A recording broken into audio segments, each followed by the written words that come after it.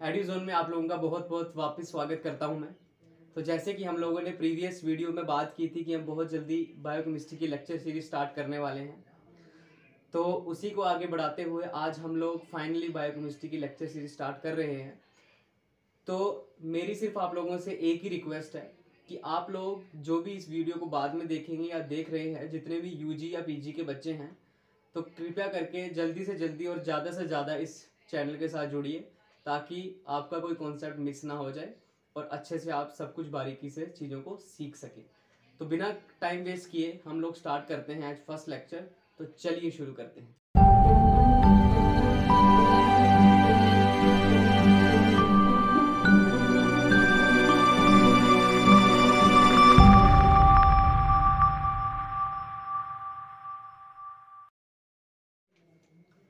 सबसे पहले हम लोग बात करेंगे बेसिक्स टू बायोकेमिस्ट्री का ये लेक्चर रहेगा। सबसे पहले मैं आपको थोड़ा एक प्रोसीजर बता देता हूँ कि कैसे चलने वाली हैं चीज़ें। 2-3 लेक्चर बेसिक्स पे चलेंगे क्योंकि कुछ बच्चे यहाँ पे प्लांट बैकग्राउंड के हैं और कुछ बच्चे बिना प्लांट बैकग्राउंड के भी हो सकते हैं, ठीक है। तो कुछ बच्चों ने यूजी में केमिस्ट्री भी रखी है, कुछ ने नहीं रखी थी, तो उसी को देखते हुए हम बेसिक से स्टार्ट करेंगे चीज़ों का ताकि सबको समझ में आ जाए। तो बायोकेमिस्ट्री समझने के लिए थोड़ी आपको पहले केमिस्ट्री आनी चाहिए जो कि बेसिक्स रहेगी, क्योंकि बायोकेमिस्ट्री में केमिस्ट्री बेसिक्स आएगी तो आप बायोलॉजिकली उसका असली मतलब समझ पाएंगे, ठीक है। तो बिना किसी टाइम के स्टार्ट करते हैं। सबसे पहले हमारे पास आता है बायोकेमिस्ट्री बेसिक से शुरू कर रहे हैं। तो बायोकेमिस्ट्री में सबसे पहले हम लोग डेफिनेशन देख लेते हैं ऑब्वियसली बायोकेमिस्ट्री की क्या होती है। तो बहुत सारे साइंटिस्ट ने अपनी अपनी राय दी है बायोकेमिस्ट्री को लेके, और जो फाइनलाइज्ड जो डेफिनेशन है वो इस प्रकार की है। तो ध्यान से चीज़ों को समझिए। It is defined as a branch of biological science. ये एक बायोलॉजिकल साइंस की ब्रांच है जिसके अंदर हम क्या क्या स्टडी करते हैं, ध्यान से सुनिएगा। जिसके अंदर हम केमिकल कंपोजिशन,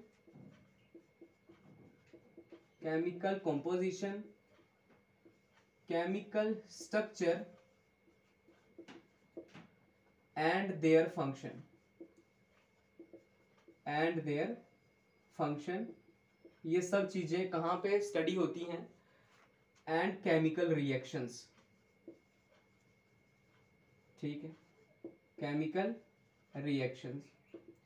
तो ये सभी चीजें कहाँ पे होती हैं, तो ये सभी चीजें होती हैं ह्यूमन बॉडी के अंदर या लिविंग बॉडी के अंदर।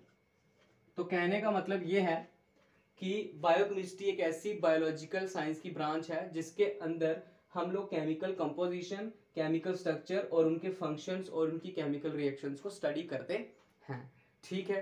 तो ये सिंपल सी चीज़ है। अब आगे बढ़ते हैं इसी के साथ। तो अब बात करते हैं कि जो फादर हैं बायोकेमिस्ट्री के वो कौन है। बेसिकली ये चीज़ें पता होनी चाहिए बेसिक्स के लिए।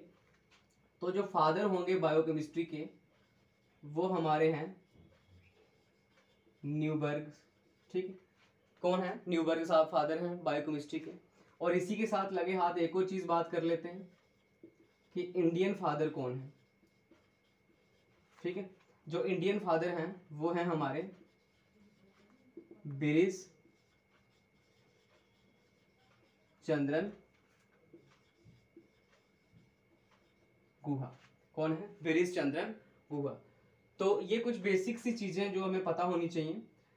बायोकेमिस्ट्री की डेफिनेशन, बायोकेमिस्ट्री के फादर जो इंटरनेशनल फादर, रिकॉग्नाइज्ड फादर है वो न्यूबर्ग हैं, और जो बायोकेमिस्ट्री के जो इंडियन फादर हैं वो हैं बिरिस चंद्रन गुहा। अब बात ये आती है कि जो बायोकेमिस्ट्री के जो फादर हैं न्यूबर्ग, अब इनको फादर क्यों घोषित किया गया। सबसे पहली बात तो ये, इनको फादर क्यों घोषित किया गया। तो इनको फादर इसलिए बनाया गया क्योंकि इन्होंने कौन से प्रोसेस के बारे में हम लोगों को बताया था, इन्होंने हम लोगों को बताया था फर्मेंटेशन प्रोसेस के बारे में, ठीक है। Anaerobic breakdown of substance, fermentation जिसे हम कहते हैं। तो आगे फर्दर लेक्चर्स में हम इसके बारे में पढ़ने वाले हैं, ठीक है। तो ये कुछ चीज़ें थी। चलिए, तो ये बेसिक्स हो गया कि बायोकेमिस्ट्री की डेफिनेशन होगी, ये उनके फादर हो गए, और ये इंटरनेशनल और इंडियन फादर की थोड़ी जानकारी। अब हम लोग एक्चुअल मायने में शुरू करने वाले हैं बायोकेमिस्ट्री। तो आप साथ साथ लिखते जाइएगा, साथ साथ समझते जाइएगा। तो मैं आई होप कि आपको सब समझ में आने वाला है, ठीक है। तो कोई भी चीज है जो कोई भी टॉपिक है वो सबसे पहले किससे स्टार्ट होता है? कोई भी चीज है जो सबसे पहले जो बेसिक्स है किसी भी चीज का वो कहाँ से स्टार्ट होता है? मैटर से स्टार्ट होता है। तो बायोकेमिस्ट्री को भी समझने के लिए हम सबसे पहले बात कर लेते हैं थोड़ी सी मैटर के बारे में, ठीक है। अब मैटर क्या है? मैटर एक फिजिकल एंटिटी है, a physical entity, a physical entity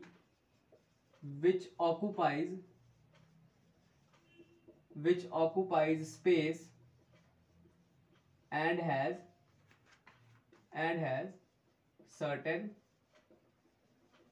mass। ठीक है, ये तो सिंपल सी चीज है कि मैटर क्या है? कोई भी ऐसी फिजिकल एंटिटी जो स्पेस ऑक्यूपाई करती है और उसका क्या होता है? एक सर्टेन मास होता है। तो ये तो चीजें हमें पता है। तो एक एडिशनल पॉइंट आप इसमें थोड़ा सा ऐड कर लीजिए कि also on which force of gravity x. ठीक है, ऐसे सब्सटेंसेस जिनका कुछ मास है अपना और वो स्पेस ऑक्यूपाई करते हैं और जिनके ऊपर फोर्स ऑफ ग्रेविटी एक्ट करती है। ठीक है, तो ये सिंपल सी चीज है। तो मतलब हमारे सराउंडिंग्स में जितनी भी चीजें हैं, ये पेन हो गया, ये बोर्ड हो गया, ह्यूमन बॉडी होगी जिसका कुछ मास है और कोई ना कोई स्पेस ऑक्यूपाई कर रहे हैं, तो उनको हम बेसिकली मैटर कहते हैं। ये तो नॉर्मल हाई स्कूल की डेफिनेशन है। तो अब इसकी मैटर की कुछ फॉर्म होती है। क्या है? Matter exist in different forms. अब कौन कौन सी फॉर्म्स है जिसमें मैटर एग्जिस्ट करता है? सबसे पहली है वो है सॉलिड, हमें पता है सॉलिड होती है। ठीक है, दूसरी है लिक्विड, तीसरी है गैस, और चौथी आपको एक एडिशन पढ़नी है इसमें, वो है प्लाज्मा। ठीक है, अब इस लेवल पे तो मैं समझता हूँ कि आपको इनकी डेफिनेशन तो पता ही होंगी। अब इसके बारे में थोड़ी सी जानकारी दे देता हूँ। ठीक है, ये एक जेल लाइक होती है, जेल लाइक स्टेट होती है, gel like state which forms upon super heating of substances, super heating of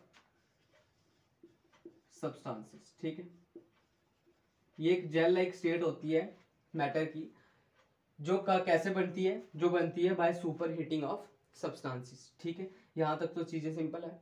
अब लगे हाथ इसी के साथ हम एक और चीज की बात कर लेते हैं, वो है हमारा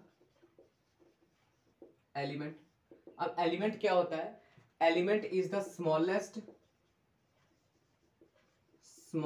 form of matter, smallest form of matter. Element एक स्मॉलेस्ट फॉर्म ऑफ मैटर होती है, पहली बात। दूसरी बात, ये एक प्योर केमिकल होता है। अ प्योर केमिकल मतलब इसमें कोई किसी चीज का कोई मिक्सचर नहीं होगा, कोई भी एक एलिमेंट होगा वो अपनी फॉर्म को बरकरार रखेगा, वो प्योर होगा। ठीक है, अब तीसरी बात आती है, it retains it's chemical properties, retains it's chemical properties. ठीक है, अपनी प्रॉपर्टीज को रिटेन करके रखेगा, प्योर सब्सटेंस होगा और smallest part of form of matter होगा। ठीक है, अब यहां पे एक चीज देख लें, देयर आर, एक चीज बताता हूं, there are about 118 elements in our periodic table। कितने हैं? There are about 118 elements in our periodic table। अब इन 118 में से ध्यान से देखिएगा, इन 118 में से जो 90 हैं वो नेचुरल हैं। ठीक है, और जो बचे हुए जो 18 हैं वो कैसे हैं? 90, हाँ, और जो बचे हुए 18 हैं वो कैसे हैं? सिंथेटिक है, ठीक है, सिंथेटिक है मतलब, या फिर इसको कह सकते हैं prepared in lab, prepared in laboratory, lab, ठीक है। यहां तक तो चीजें सिंपल हैं। अब इसी के साथ अब ये जो 90 हैं, इन 90 में से 26 ही ऐसे हैं जो कि कहां पे पाए जाते हैं, बायोलॉजिकल वर्ल्ड में।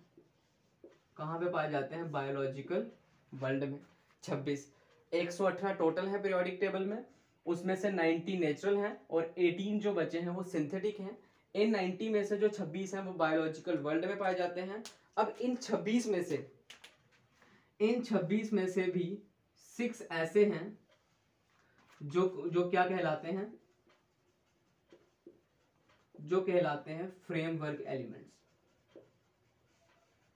ठीक है, जो क्या कहलाते हैं, फ्रेमवर्क एलिमेंट्स। अब इनको फ्रेमवर्क एलिमेंट्स क्यों कहते हैं, ये इनको फ्रेमवर्क एलिमेंट्स इसलिए कहते हैं because they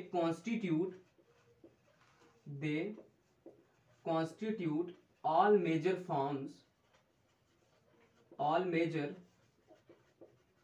forms of biomolecule in living system,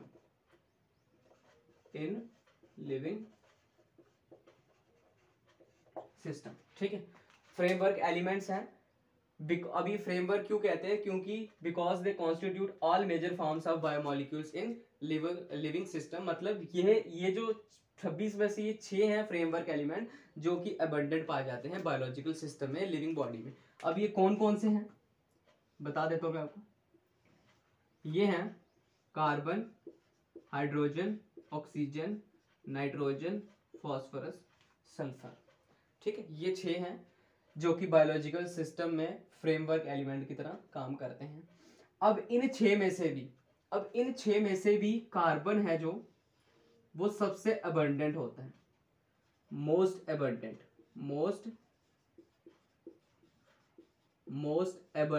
in body, अब इसी की वजह से मोस्ट अबंडेंट है। अब मोस्ट अबंडेंट की वजह से ही हम लोग क्या कहते हैं, हम लोग एक बहुत अच्छा फ्रेज यूज करते हैं कि that life is carbon based. हम इसलिए कहते हैं क्योंकि लिविंग बॉडी के अंदर जो कार्बन है मोस्ट अबंडेंट होता है। हम ये क्यों नहीं कहते कि लाइफ इज सिलिका बेस्ड, हम इसलिए नहीं कहते क्योंकि सिलिका बहुत कम है या है ही नहीं है हमारी बॉडी के अंदर, लेकिन कार्बन बहुत अबंडेंट अमाउंट में है, इसलिए हम लोग क्या कहते हैं कि जो लाइफ है वो कार्बन बेस्ड होती है। तो ये कुछ चीज़ें हैं, ये सिंपल सी चीज़ें हमें समझ में आई होगी। तो आगे बढ़ते हैं, तो इतना हो गया। तो आगे हम लोग बात करते हैं, हमने देख लिया कि लाइफ इज कार्बन बेस्ड कैसे है और क्यों है। अब देख लेते हैं जो हमने एलिमेंट्स पढ़े हैं 26 एलिमेंट पढ़े ना, जो कि बायोलॉजिकल सिस्टम में पाए जाते हैं, बायोलॉजिकल सिस्टम में क्या पाए जाते हैं। अब इन 26 एलिमेंट्स को कैटेगराइज किया गया 2 तरीके से, ठीक है। इन 26 को कैसे कैटेगराइज किया गया, 2 तरीके से। एक जगह पे आते हैं मैक्रो एलिमेंट्स, ठीक है, और दूसरी जगह पे आते हैं हमारे माइक्रो एलिमेंट्स। अब जो मैक्रो एलिमेंट्स हैं, इनको मैक्रो इसलिए बोलते हैं क्योंकि इनका जो वेट होगा वो ग्रेटर देन 10 किलो डाल्टन से ज़्यादा होगा। अब डाल्टन क्या है हम आगे इसकी बात करेंगे, लेकिन जो इनका वेट होता है वो लेस देन 10 किलो डाल्टन होगा, ठीक है। और इनको हम दूसरी भाषा में ट्रेस एलिमेंट्स भी कहते हैं। क्या कहते हैं, ट्रेस एलिमेंट्स, ठीक है। तो अब देखिए ये जो मैक्रो एलिमेंट्स हैं इसमें क्या क्या आता है, इसमें आता है carbon, hydrogen, oxygen, nitrogen, magnesium, phosphorus, potassium, sulphur, calcium etcetera, और भी जितने भी होंगे, ठीक है। तो इसमें कौन से आते हैं, बोरॉन हो गया, सीजियम हो गया, फ्लोरीन हो गया, क्लोरीन हो गया, और हमारा कॉपर हो गया, प्लेटिनम हो गया एटसेट्रा, और भी होंगे। मतलब मैं आपको बताना चाहता हूँ कि मैक्रो एलिमेंट्स ये हैं, थोड़े बहुत इन्फॉर्मेशन होनी चाहिए, और माइक्रो एलिमेंट्स हमारे पास ये हैं। तो ये थी कुछ एक चीज़ थी छोटी सी। तो आगे स्टार्ट करते हैं, हम लोग आगे बढ़ते हैं थोड़ा सा। अब हम छोटी सी बात करने वाले हैं कि व्हाट इज एटम। ठीक है, ठीक है, यहाँ तक तो क्लियर है। तो अब बात करेंगे हम लोग कि एटम क्या है। क्या है हमारे पास एटम। ठीक है, अब एटम क्या है देखिए, atom is the, it is the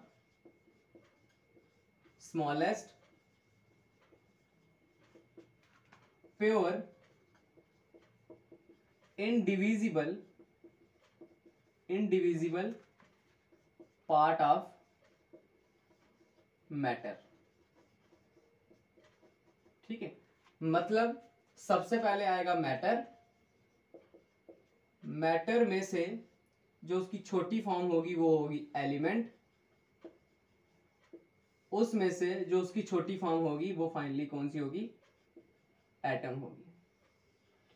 और एलिमेंट की तरह ही जो एटम है ये क्या करते हैं, ये भी अपनी प्रॉपर्टी को रिटेन करके रखते हैं, रिटेन इट्स केमिकल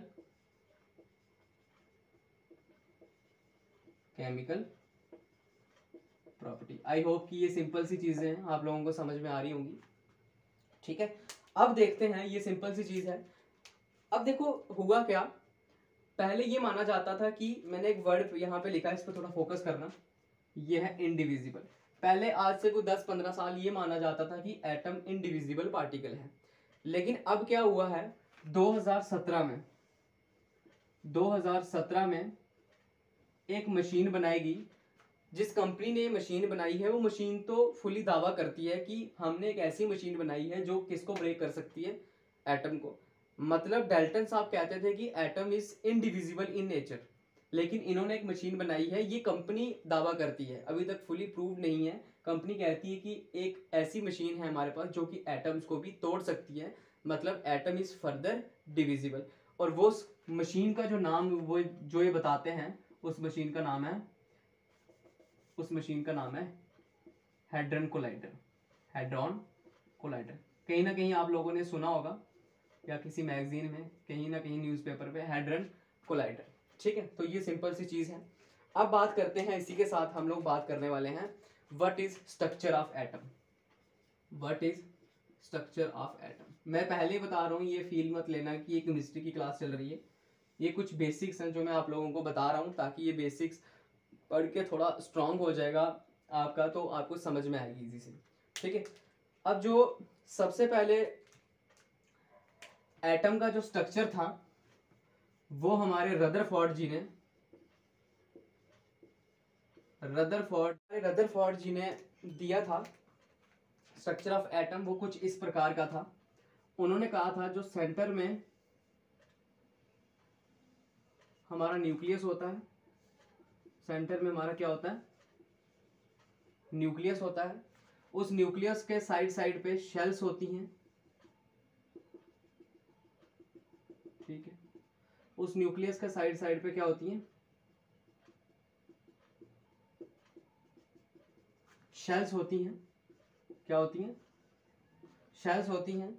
और इन शेल्स के ऊपर क्या होते हैं, इलेक्ट्रॉन्स होते हैं। क्या होते हैं, इलेक्ट्रॉन्स होते हैं। अब with respect to the shell number, the number of electron में वेरी। तो शेल नंबर के हिसाब से नंबर ऑफ इलेक्ट्रॉन वेरी कर सकते हैं। और इन्होंने कहा कि, और उन्होंने क्या कहा था कि न्यूक्लियस के अंदर क्या होता है हमारा, प्रोटॉन एंड न्यूट्रॉन। अब यहाँ पे 3 पार्टिकल्स आ गए हैं, एटम के 3 पार्टिकल हैं। कौन कौन से, इलेक्ट्रॉन जो कि कहाँ पे हैं, शेल के अंदर हैं। प्रोटॉन जो कि कहाँ पे हैं, न्यूक्लियस के अंदर हैं। और न्यूट्रॉन जो कि कहाँ पे है, न्यूक्लियस के अंदर। अब इन दोनों को कलेक्टिवली हम लोग कभी कभी टर्म यूज करते हैं, क्या कहते हैं, न्यूक्लियॉन्स। इन दोनों को कलेक्टिवली हम लोग क्या कहते हैं, न्यूक्लियॉन्स कहते हैं। Electron, proton and neutron. अब इलेक्ट्रॉन, प्रोटॉन एंड न्यूट्रॉन की थोड़ी सी बात कर लेते हैं। ठीक है, मैं सीधे कलेक्टिवली तीनों की बात करता हूँ मैं। सबसे पहले हम बात करते हैं यहाँ पे पार्टिकल इसके इनका चार्ज, पार्टिकल चार्ज और इनका मास। ठीक है, सबसे पहले बात करते हैं हम इलेक्ट्रॉन की। इलेक्ट्रॉन तो हमें पता है नेगेटिवली चार्ज होता है। ठीक, प्रोटॉन की, प्रोटॉन हमें पता है पॉजिटिवली चार्ज होता है। और न्यूट्रॉन की, न्यूट्रॉन पे क्या होता है, नो चार्ज।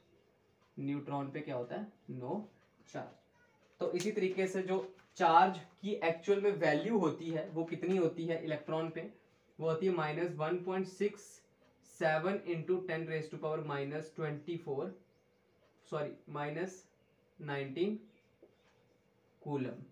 1.672 होती है वैसे तो अप्रॉक्स हम लेते हैं -1.67 10⁻⁻19 कूलम। तो इस तरह से प्रोटॉन का क्या होता है, प्रोटॉन का होता है +1.672 इंटू 10⁻⁻19 कूलम। और जो चार्ज होता है हमारे न्यूट्रॉन पे वो तो हमें पता है कितना होता है, 0 होता है। तो इसी तरीके से हम लोग बात कर लेते हैं मास की। मास जो इलेक्ट्रॉन पे होता है वो होता है 9.1 इंटू 10⁻⁻28 ग्राम। ठीक है, और जो मास होता है हमारा प्रोटॉन का वो होता है 1.672 इंटू 10⁻⁻24 ग्राम।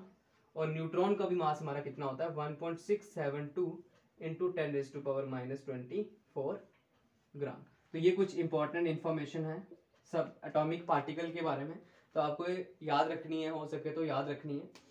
अब जहां से एक चीज सामने आती है, अब यहाँ पे एक चीज देखिए आप ध्यान से, जो प्रोटॉन जो मास है प्रोटॉन का वो उसकी पावर है -24 और जो इलेक्ट्रॉन का जो मास है वो है -28, मतलब और ज्यादा छोटा। तो यहाँ से एक्सपेरिमेंट करने के बाद ये पता चला, एक चीज सामने आई, आपको ये चीज याद रखनी है। चीज क्या है, चीज ये है कि mass of an electron is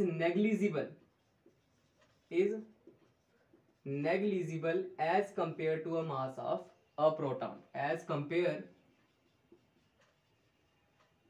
to mass of a proton। ठीक है, मतलब हमें देख रहा है कि कितना ये -24 है, -28 है, मतलब इलेक्ट्रॉन का मास बहुत ज्यादा कम है, 10⁻⁻4 टाइम्स कम है, मतलब 10,000 गुना कम है। ठीक है, तो मतलब हमने ये यहाँ से एक चीज हमने फाइनलाइज की, हमें ये पता लगा कि जो मास ऑफ एन इलेक्ट्रॉन होता है वो क्या होता है, वो नेग्लिजिबल होता है as compare to the mass of a proton. I hope कि ये सिंपल सी चीज आपको समझ में आई होगी। अब आगे बढ़ते हैं। अब इसी के साथ एक छोटी सी आपको चीज बता देता हूँ, एक चीज याद रखनी है। अब जब भी पीरियोडिक टेबल हम लोग देखते हैं, जब भी हम लोग पीरियोडिक टेबल देखते हैं तो उस वक्त क्या होता है, उस वक्त जो डिनोशन होती है किसी एटम की वो इस प्रकार रहती है। फॉर एग्जांपल ऐसे रहती है स्क्वायर ब्रैकेट के अंदर। मैं आपको यहाँ पे ये चीज़ बताना चाहता हूँ कि जब भी किसी पीरियोडिक टेबल पे किसी एटम को डिनोट किया जाता है तो उसके सबस्क्रिप्ट में जो लिखा जाता है, जैसे यहाँ पे 1 लिखते हैं, इसको कहते हैं इसका एटॉमिक नंबर,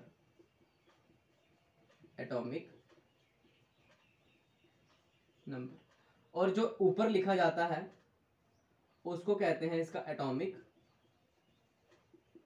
मास। ये तो बेसिक सी चीज है, तो अब मैं इसलिए बता रहा हूँ क्योंकि क्या पता कोई मतलब केमिस्ट्री जिसने ना पढ़ी हो अपने अंडर ग्रेड में, तो वो ये वीडियो को देखेगा तो उसको समझ में आ जाना चाहिए।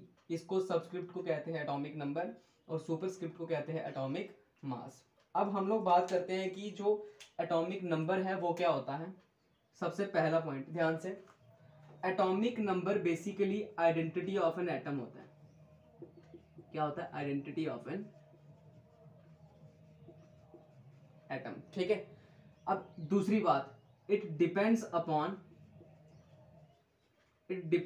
Only upon number of protons. It depends only upon number of proton.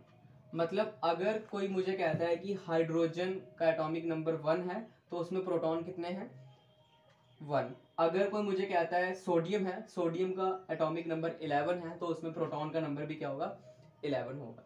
ठीक है, अब it depends only upon number of protons.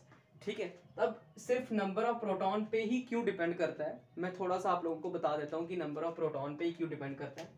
Example, मेरे पास हाइड्रोजन की 3 आइसोटोप्स होते हैं, मैं आगे बताता हूँ कि आइसोटोप्स क्या होते हैं। हाइड्रोजन के 3 आइसोटोप्स होते हैं 1 2 3, ठीक है। अब जो हाइड्रोजन के 3 आइसोटोप्स होते हैं, अब इसमें जो इलेक्ट्रॉन होता है वो 1 होता है, इसमें 2 होता है, इसमें 3 होता है। इसमें जो प्रोटॉन होता है वो 1 होता है, इसमें भी 1 होता है और इसमें भी 1 होता है, ठीक है। और इसमें जो न्यूट्रॉन होते हैं, सॉरी ये ऐसे रहेगा कुछ, ये ऐसे होगा 1 2 3। इसमें जो न्यूट्रॉन होता है वो 0 होता है, इसमें न्यूट्रॉन 1 होता है और इसमें न्यूट्रॉन 2 होता है। अब आप खुद देख सकते हैं कि इन तीनों आइसोटोप्स के अंदर कौन सी चीज है जो कांस्टेंट है, कौन सी चीज है जो कांस्टेंट है। तो मतलब एटॉमिक नंबर अगर वैलिड होना चाहिए, अगर वो किसी एटम की आइडेंटिटी होनी चाहिए तो वो कांस्टेंट होनी चाहिए। आइडेंटिटी नहीं बदलती कभी, तो वो किस पे डिपेंड करेगी, ऑब्वियसली नंबर ऑफ प्रोटॉन्स पे। तो ये सिंपल सी चीज है, atomic number depends upon number of proton. अब बात आती है एटॉमिक मास की, इसकी बात आती है एटॉमिक मास की। अब यहाँ देखिए एटॉमिक मास क्या होता है। एटॉमिक मास, सबसे पहला point, depend upon number of electrons and number of protons. Atomic number सिर्फ नंबर ऑफ प्रोटॉन पे डिपेंड करता था, और एटॉमिक मास है वो नंबर ऑफ इलेक्ट्रॉन्स और नंबर ऑफ प्रोटॉन दोनों पे डिपेंड करता है। और यहाँ से अगर हम देखें तो एटॉमिक मास का एक फॉर्मूला बन जाएगा, वो क्या हो जाएगा, number of protons plus number of neutrons, ठीक है। तो इसी तरीके से अगर मैं न्यूट्रॉन्स निकालना चाहूँ, इस फॉर्मूले को कैसे यूज कर सकता हूँ, न्यूट्रॉन्स निकल जाएंगे is equal to atomic mass minus number of protons. तो ये फॉर्मूला है आगे कुछ आपके पास, ठीक, नंबर ऑफ प्रोटॉन्स। तो ये कुछ बेसिक सी चीज है, तो ये इजी है। तब थोड़ा आगे बढ़ते हैं, चलिए। तो अब हम लोग बात करते हैं कि आइसोटोप्स क्या होते हैं। जैसे मैं यहाँ डिस्कस कर रहा था आइसोटोप्स के बारे में, अब थोड़ी सी बात करते हैं कि आइसोटोप्स क्या होते हैं। आइसोटोप्स ऐसे सब्सटेंस होते हैं, या हम कह सकते हैं कि आइसोटोप्स ऐसे एटम होते हैं, atoms with same atomic number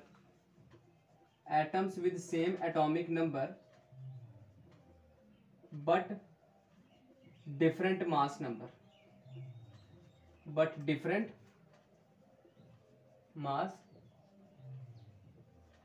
मतलब एटम्स ऐसे, आइसोटोप्स ऐसे एटम्स होते हैं जिनका एटॉमिक नंबर, मतलब वो सबस्क्रिप्ट याद करिए, सबस्क्रिप्ट सेम है लेकिन उनका मास नंबर, मतलब सुपरस्क्रिप्ट उनकी अलग होगी। एग्जांपल बता दूं अगर मैं आपको, एग्जांपल जैसे हाइड्रोजन के 3 आइसोटोप्स होते हैं, इसका एटॉमिक नंबर 1, एटॉमिक मास 1।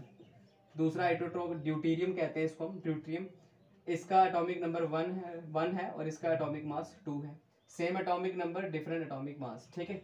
तो इस तरीके से ट्रिटियम है हमारे पास 1 और 3, ये आगे आइसोटोप्स। इस तरीके से कार्बन के भी आइसोटोप्स होते हैं, कार्बन 12, कार्बन 13 और कार्बन 14, ठीक है। ये होते हैं आइसोटोप्स। अब एक और पॉइंट जो आपको आइसोटोप्स के बारे में याद रखना है वो है कि it occupies same position in periodic table, बहुत बढ़िया। मतलब पीरियोडिक टेबल में यहाँ देखते रहिए, मतलब पीरियोडिक टेबल में आइसोटोप्स की पोजीशन अलग अलग नहीं होगी। अब ऑब्वियसली अलग अलग क्यों होगी, क्योंकि सेम एटम है तो एक ही पोजीशन पे रहेंगे, लेकिन ये ट्रिकी सा क्वेश्चन बन सकता है यहाँ पे, ठीक है, इसलिए चीज को याद रखना। और जो एटम होते हैं वो सिमिलर एलिमेंट के होते हैं, जो आइसोटोप्स होते हैं वो सिमिलर एलिमेंट्स के होते हैं। Isotopes are of similar elements के होते हैं आइसोटोप्स एक्सेप्ट रेडियो आइसोटोप्स। अब ये रेडियो आइसोटोप्स क्या हैं, हम आगे फर्दर लेक्चर में इनके बारे में बात करेंगे। तो आइसोटोप्स आपको पता लग गया कि same atomic number but different mass number, और ये क्या होता है, एग्जाम्पल हैं कुछ, और इनकी पोजीशन जो होती है वो पीरियोडिक टेबल में सेम रहती है, और ये सिमिलर एलिमेंट के बने होते हैं लेकिन रेडियो आइसोटोप्स को छोड़ के। अब रेडियो आइसोटोप्स में ऐसा कौन सा लोचा है जिनकी वजह से चेंज होता है, वो आगे हम बात करेंगे। अब दूसरी बात आती है इसी के साथ हमारी आइसोबार। क्या बात आती है, आइसोबार। अब आइसोबार क्या होता है, ध्यान से देखिए, एटम्स विद, इसका बिल्कुल उल्टा होता है, एटम्स विद डिफरेंट एटॉमिक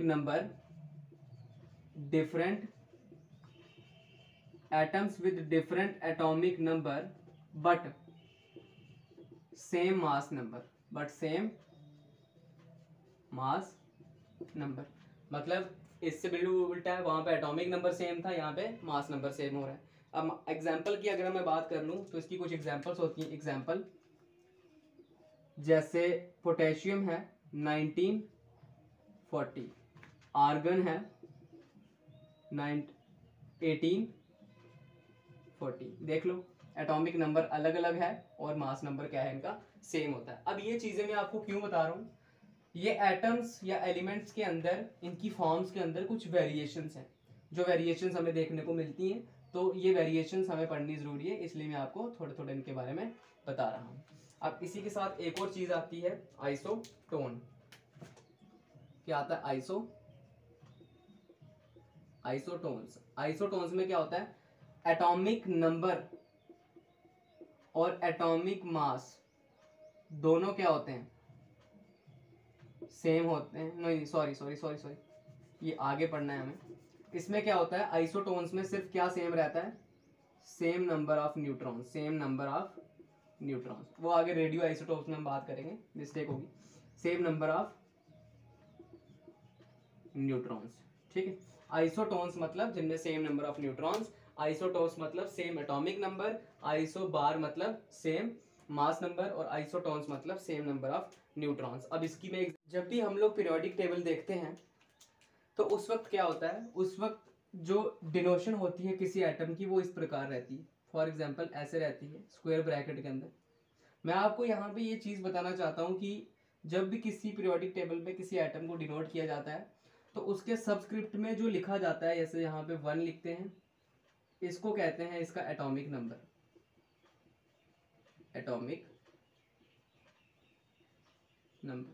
और जो ऊपर लिखा जाता है उसको कहते हैं इसका एटॉमिक मास। ये तो बेसिक सी चीज़ है, तो अब मैं इसलिए बता रहा हूँ क्योंकि क्या पता कोई मतलब केमिस्ट्री जिसने ना पढ़ी हो अपने अंडर ग्रेड में, तो वही वीडियो को देखेगा तो उसको समझ में आ जाना चाहिए। इसको सबस्क्रिप्ट को कहते हैं एटॉमिक नंबर और सुपरस्क्रिप्ट को कहते हैं एटॉमिक मास। अब हम लोग बात करते हैं कि जो एटॉमिक नंबर है वो क्या होता है। सबसे पहला पॉइंट ध्यान से, atomic number basically identity of an atom होता है। क्या होता है, identity of N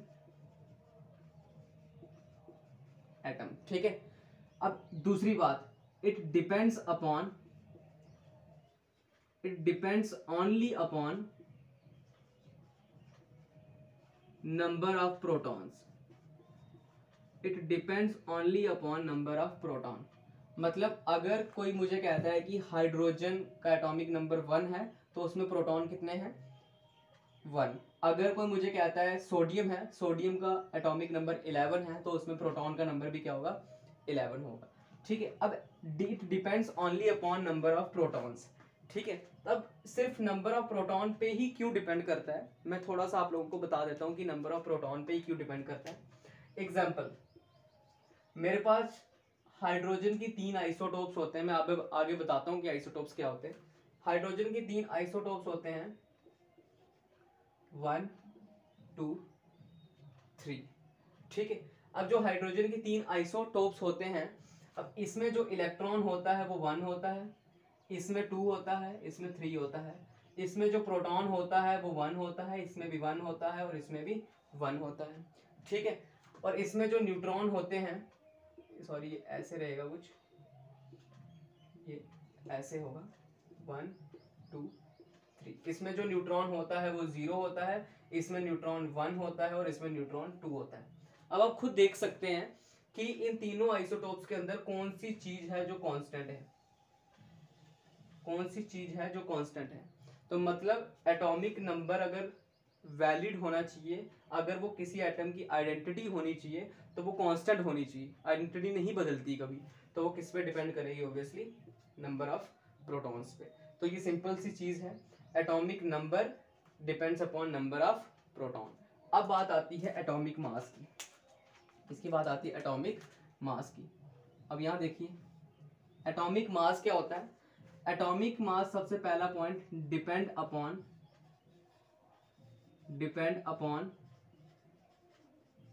number of electrons and number of protons. Atomic number सिर्फ नंबर ऑफ प्रोटॉन पे डिपेंड करता था, और एटॉमिक मास है वो नंबर ऑफ इलेक्ट्रॉन्स और नंबर ऑफ प्रोटॉन दोनों पे डिपेंड करता है। और यहाँ से अगर हम देखें तो एटॉमिक मास का एक फॉर्मूला बन जाएगा, वो क्या हो जाएगा, number of protons plus number of neutrons. ठीक है, तो इसी तरीके से अगर मैं न्यूट्रॉन्स निकालना चाहूँ, इस फॉर्मूले को कैसे यूज कर सकता हूँ, न्यूट्रॉन्स निकल जाएंगे is equal to atomic mass minus number of protons. तो ये फॉर्मूला है आगे कुछ आपके पास, ठीक, नंबर ऑफ प्रोटॉन्स। तो ये कुछ बेसिक सी चीज है, तो इजी है। तब थोड़ा आगे बढ़ते हैं, चलिए। तो अब हम लोग बात करते हैं कि आइसोटोप्स क्या होते हैं। जैसे मैं यहाँ डिस्कस कर रहा था आइसोटोप्स के बारे में, अब थोड़ी सी बात करते हैं कि आइसोटोप्स क्या होते हैं।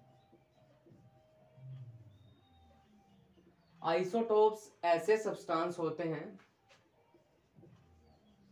या हम कह सकते हैं कि आइसोटोप्स ऐसे एटम होते हैं, atoms with same atomic number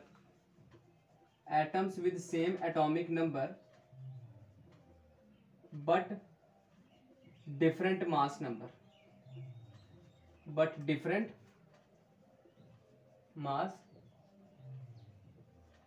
मतलब एटम्स ऐसे, आइसोटोप्स ऐसे एटम्स होते हैं जिनका एटॉमिक नंबर, मतलब वो सबस्क्रिप्ट याद करिए, सबस्क्रिप्ट सेम है लेकिन उनका मास नंबर मतलब सुपरस्क्रिप्ट उनकी अलग होगी। एग्जांपल बता दूं अगर मैं आपको, एग्जांपल जैसे हाइड्रोजन के 3 आइसोटोप्स होते हैं, इसका एटॉमिक नंबर 1, एटॉमिक मास 1। दूसरा आइसोटोप ड्यूटेरियम कहते हैं इसको हम, ड्यूटेरियम, इसका एटॉमिक नंबर 1 है और इसका एटॉमिक मास 2 है। Same atomic number different atomic mass, ठीक है। तो इस तरीके से ट्रिटियम है हमारे पास 1 और 3, ये आगे आइसोटोप्स। इस तरीके से कार्बन के भी आइसोटोप्स होते हैं, कार्बन 12, कार्बन 13 और कार्बन 14, ठीक है, ये होते हैं आइसोटोप्स। अब एक और पॉइंट जो आपको आइसोटोप्स के बारे में याद रखना है वो है कि it occupies same position in periodic table, बहुत बढ़िया। मतलब पीरियोडिक टेबल में यहाँ देखते रहिए, मतलब पीरियोडिक टेबल में आइसोटोप्स की पोजीशन अलग अलग नहीं होगी। अब ऑब्वियसली अलग अलग क्यों होगी, क्योंकि सेम एटम है तो एक ही पोजीशन पे रहेंगे, लेकिन ये ट्रिकी सा क्वेश्चन बन सकता है यहाँ पे, ठीक है, इसलिए चीज को याद रखना। और जो एटम होते हैं वो सिमिलर एलिमेंट के होते हैं, जो आइसोटोप्स होते हैं वो सिमिलर एलिमेंट्स के होते हैं। Isotopes are of similar elements के होते हैं isotopes, accept radio isotopes.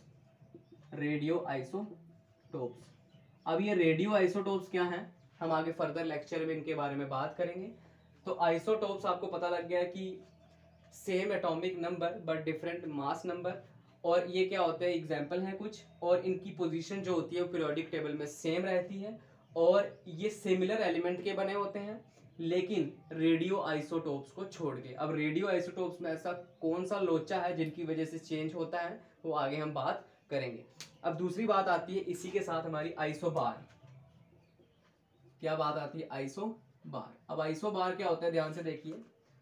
Atoms with, इसका बिल्कुल उल्टा होता है, atoms with different atomic number, different